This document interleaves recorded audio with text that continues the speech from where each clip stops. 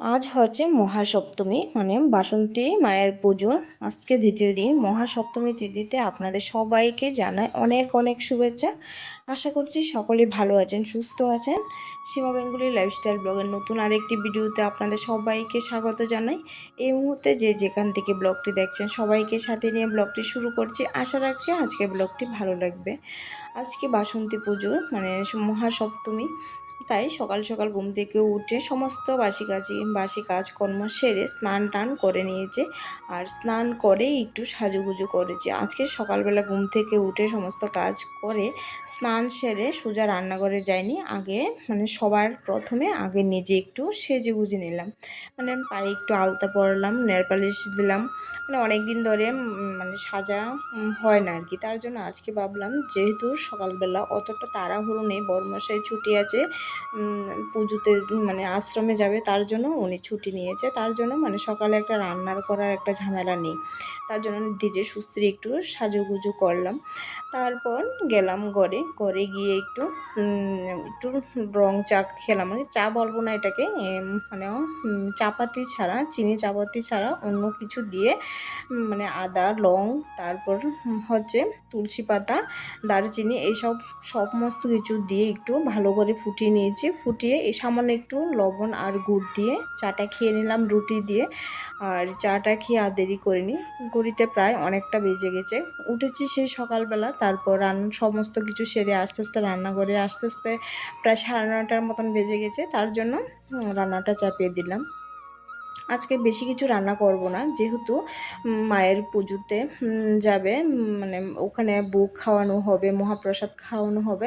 তার জন্য সকালের খাওয়া দাওয়াটা একটু করবো আর কি। বেশি কিছু রান্না করব না, ভাবছি যে ডাল আর একটু ভাজি করব, অতটুকুই বেশ।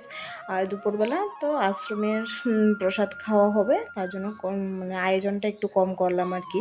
আর এদিকে মেয়ে পেঁপেটা কেটে দিচ্ছে, আর আমি না পেঁপেটা কাটতে পারি না। পেঁপেটা কাটলে আমার অনেকটা সমস্যা হয়, তার জন্য পেঁপেটা কেটে দিয়ে আর কি। আর প্রায় সময় পেঁপেটা আমি নিজে কাটি না, হয়তো বড়মশাই কেটে দেবে, নয়তো মেয়েকে বলে দিলে মেয়ে কেটে দেয়। আর সাথে একটু সাজনা দিয়ে দিচ্ছে, সাজনা ডাঁটা দিয়ে আর পেঁপে দিয়েও হবে আজকে একটা ডাল। আর করব আলু ভাজি আর মানে করলা ভাজি আর কি। এতটুকুই বেশ সকালবেলার খাবার দাবার। আর করলা ভাজা করলে মানে আমাদের সেরে যেত, কিন্তু ছেলেমেয়েরা খাবে না, তার জন্য ওদের জন্য আলাদা করে আবার আলু একটু ভেজে নিলাম আর কি। আর ছেলের আজকে একটু প্রবলেম হয়ে যাবে, কারণ ও মানে আলু ভাজার যে কোনো ভাজাটা বেশি একটা পছন্দ করে না। দেখা যাক কী করি।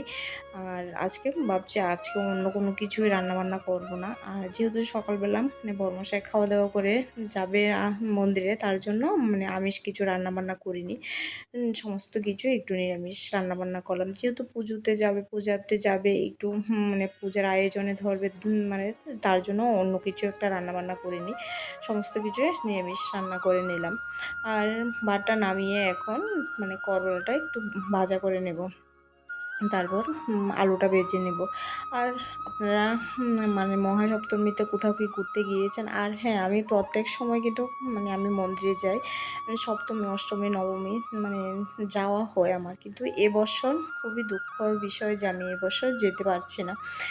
জানেনই তো আমাদের মেয়েদের একটা সমস্যা থাকে, মানে যেতে পারবো না। আর আমি যাব না বলে ছেলেমেয়েরাও যাচ্ছে না, কারণ আমাকে ছাড়া ওরা কোথাও যেতে চায় না আর কি। বললাম যে বাবার সাথে যা, বলছে যে না, বাবার সাথে যাবে না, তুমি যা, মানে মা গেলে তারপরেও যাবে। আর ছেলেকে বললাম যে বাবার সাথে গিয়ে ঘুরে আয়, ভালো লাগবে, মায়ের দর্শন করে আসবি। বলছে যে না, আমি যাব না, আমি তোমার সাথে যাব, তুমি কবে যাবে তারপর যাব। যাই হোক, এই নিয়ে মানে কথাবার্তা চলছে। আর ওর বাবাও অনেক জোর করেছে যে চল একটু ঘুরে আসবি, কিন্তু না, যাবে না। আর মেয়েরা তো যাবেই না, মানে আমি না গেলেও ওরাও যাবে না। যাই হোক, তার জন্য বাড়িতেই মানে সময়টা কাটাচ্ছি আর কি। আর যেহেতু মানে পুজো, তার জন্য বেশি ধোয়া কাচা বেশি একটা করা যাবে না। আর বাড়িতে তেমন রান্নাবান্না মানে কাজকর্ম নেই, শুধু মানে সামান্য একটু রান্নাবান্না করলাম। আর যেমন সময়টা একদম কাটছে না আর কি, সারাদিন ঘুমিয়ে বসে এই একটু মানে একঘেয়েমিভাবে সময়টা কাটছে, ভালো লাগছে না। যদি আশ্রমে যেতে পারতাম তাহলে একটু মানে ঘোরাঘুরি করে তারপর পুজো টুজো দেখতে দেখতে না অনেকটা টাইমই চলে যায়। খুব ভালো লাগে আশ্রমে গেলে।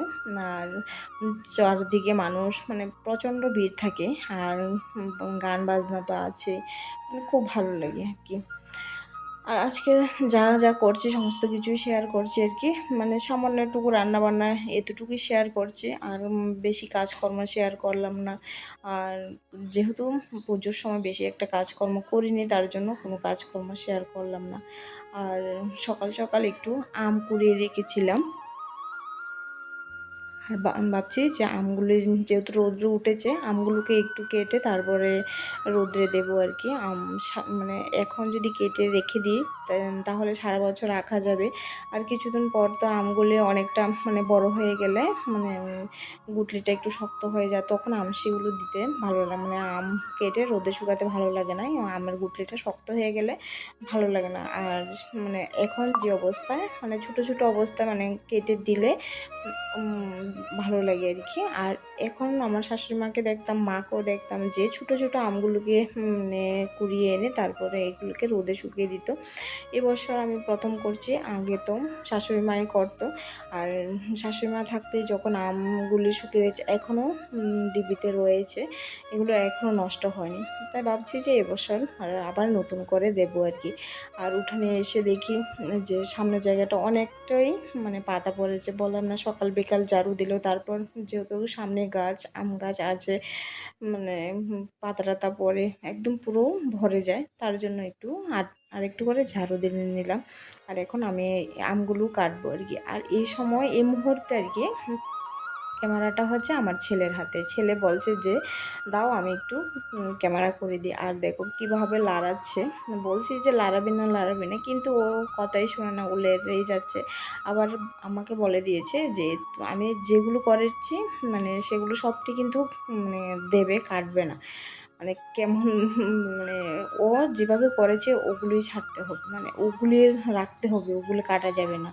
যাই হোক অনেকগুলো আম সকাল সকাল আমি ঘুম থেকে উঠে দেখেছি মানে অনেকগুলি আম পড়ে রয়েছে, তার মাথাতে এলো যে না আমগুলি কুড়িয়ে রেখে দিলে মানে যখন রোদ উঠবে তারপরে একটু রোদে দেবো আর কি কেটে। অনেক অনেকগুলি কুড়িয়ে রেখেছি, তারপর ছেলেও অনেকগুলো কুড়িয়ে রেখেছে। তাই এখন তো কোনো কাজকর্ম নেই, রান্নাবান্না বেশি একটা নেই, মানে করা হয়ে গেছে, খাওয়া দাওয়া কমপ্লিট হয়ে গেছে, তাই ভাবছি যে এখন বসে বসে আমগুলি দিই। আর আজকে রোদটাও তেমন রৌদ্র উঠেনি, রোদটা একটু কমে উঠেছে। আর যতটুকু রৌদ্র উঠেছে ভাবছি যে দিয়ে দিই, পরে শুকাবে।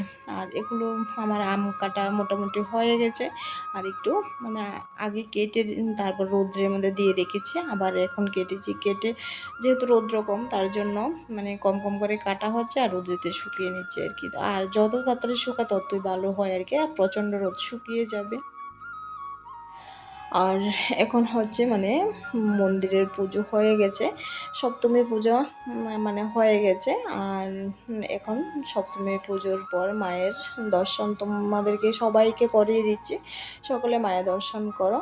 আর প্রচণ্ড লোক চলেও এসেছে, অনেকটা ভিড়ও হয়ে গেছে। আর ওই দেখো প্রচণ্ড লোক, প্রচুর লোক আসছে কিন্তু তারপরও এই জায়গা মিডলে জায়গাটা ফাঁকা রয়েছে, তারপর কিন্তু আরও পরে আরও মানে এখানে লোক ভর্তি হয়ে যাবে, অনেক লোক আসে আর কি। আর এখন প্রসাদ খাওয়ার সময়, আর এদিকে প্রসাদটা মানে মাখা হচ্ছে, আজকে মাখা প্রসাদ দেওয়া হবে, মানে খুব ভালো লাগে, খুব দারুণ লাগে, প্রচণ্ড স্বাদ হয় মাখা প্রসাদটা। আর প্রসাদটা খেতে খুব ভালো লাগে। আর আজকে প্রসাদটা তো মানে মায়ের দর্শন আর প্রসাদ সমস্ত কিছুই বাড়িতে বসে খেয়েছি, আর তোমাদেরকেও একটু প্রসাদের দর্শনটা করিয়ে দিচ্ছি। আর এই হচ্ছে বাড়িতে আমি প্রসাদ খাবো আর কি, নিয়ে এসেছে, এখন আমরা সকলে মিলে খাবো। আচ্ছা এখন প্রসাদ খেতে খেতে বিদায় নিচ্ছি, আবার দেখা হবে পরবর্তী ভিডিওতে, ততক্ষণ সকলে ভালো থাকবেন, সুস্থ থাকবেন, দেখা হচ্ছে নেক্সট ব্লগে।